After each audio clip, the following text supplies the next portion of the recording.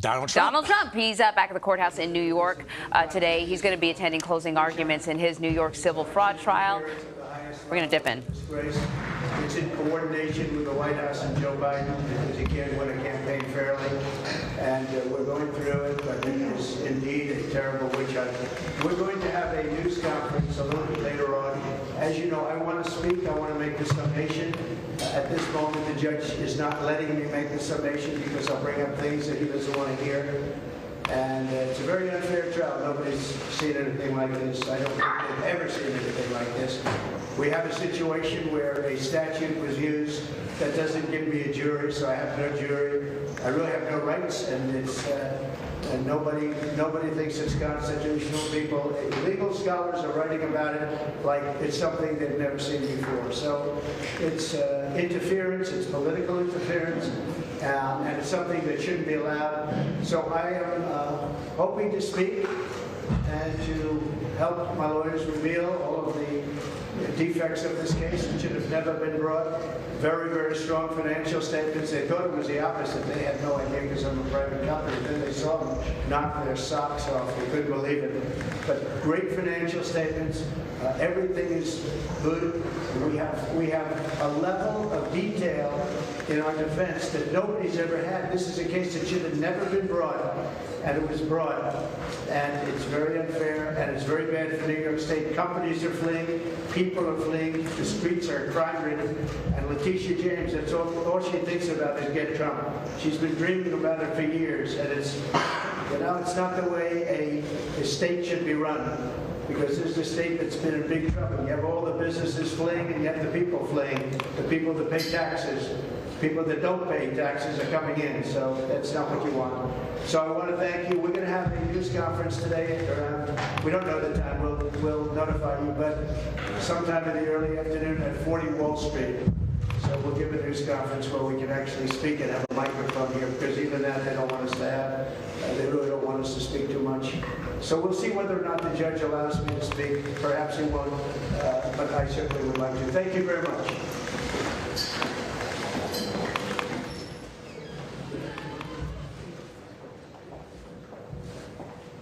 So there you see the former President Donald Trump walking into the courtroom in New York City. He is getting ready to attend the closing arguments for the case against his businesses. So what you heard is pretty much what we hear all the time. The suggestion that he's being targeted by Letitia James, who's got great financials. Right, exactly. All that good stuff. And we're going to bring in our guest to talk about this because what the former president is doing is really making political statements. These are that's not exactly legal arguments. So let's bring in John C. Coffey. He's a law professor and the director of the Center of Corporate Governance at Columbia University Law School. Good to see you. Pleasure. So this is the question I had for our correspondent who's there in the courtroom. What can we expect the defense to do today? How does the defense convince the judge that the president isn't?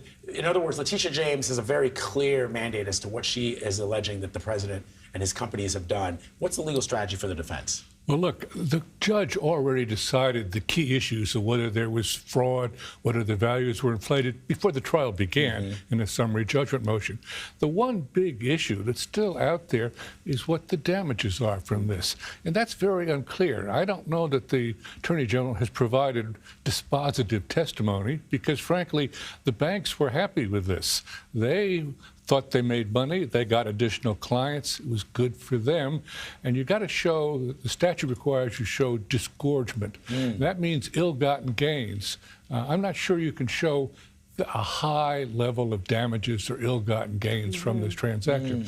I do think the judge will agree with the prosecutor, but the next step is the appeals court, the appellate division, and there might be a harder time on establishing the damages. You know, Rebecca Royfey was here earlier, one of our legal contributors, and that's what I had asked her about, determining who the victim is. And she said, well, the victim is all of us. But then how do you determine damages for all of us or for the system?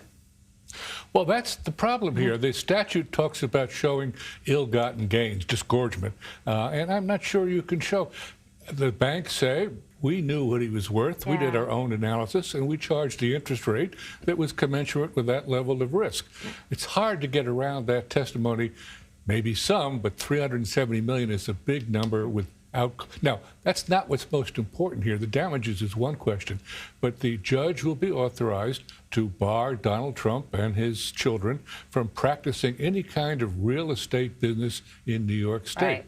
And So that's interesting to me because the damage question, in my mind, it almost feels like, because everything is political theater with the former president, that if the damages are not significant, he can claim some kind of victory, right? But if the judge then decides, yeah, the damages, you didn't prove disgorgement, the state didn't prove disgorgement, but we are now barring you. And what would be, if you don't prove disgorgement, then what is the rationale for barring Trump and his family from doing real estate because business? he committed fraud. This is a special statute that authorizes the Attorney General and no one else to bar someone from a business on the grounds that you committed repeated fraud.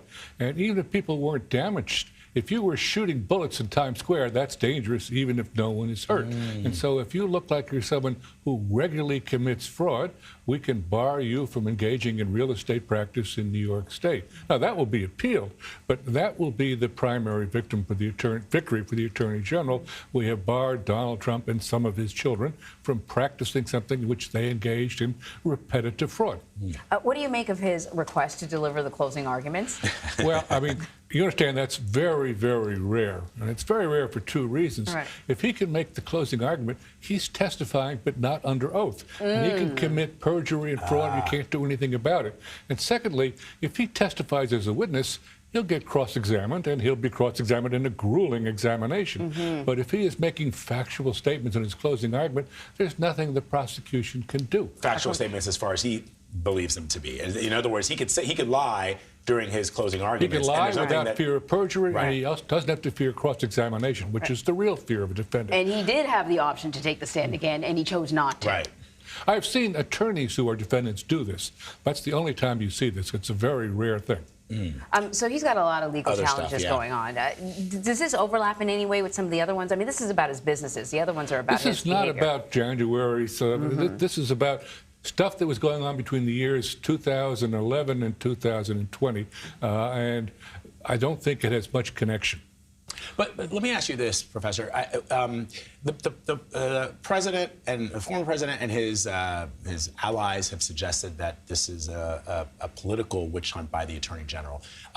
So I know you're not here to talk about politics, but from just looking at the law and the perspective of the Attorney General, is this, if you were the AG, would you have prosecuted this case? Well, I think the AG is entitled to say, if you're going to commit fraud, we want to bar you from being able to do that in New York State. Whether she should have asserted these high damages, and she may well convince the judge to go with it. They've been pretty closely aligned in their views. But the appellate division is a more skeptical body and tends to be very much ready to look at questions like damages.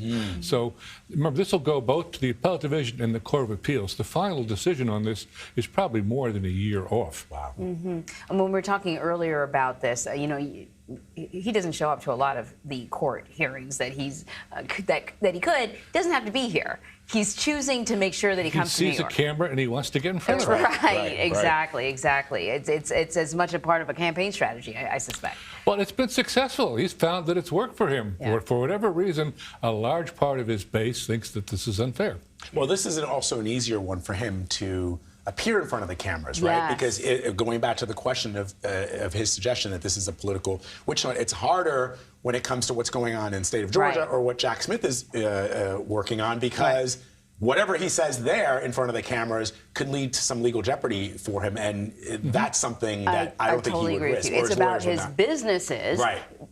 not about his behavior, but also because it's about his businesses, it's kind of confusing to a lot of people. Right. So I think it's easy to sort of say, let me tell you what it's all about, because I know these numbers can be a little confusing. But see, that's the big risk. Even his lawyers would be scared. Lawyers look at Donald Trump and say, he's not a witness who has much self-control. He'll start on a narrow topic and he'll go off on a rant. And I suspect if he did testify, he'd use words like hoax, fraud, travesty of justice. He's used those words before, and saying that in the court in the judge's face ordinarily will get you civil contempt. But he's willing to take that risk because he'll say it's one more evidence that they're picking on me. Of course. John C. Coffey, thank you so much. My Thank you, pleasure. sir.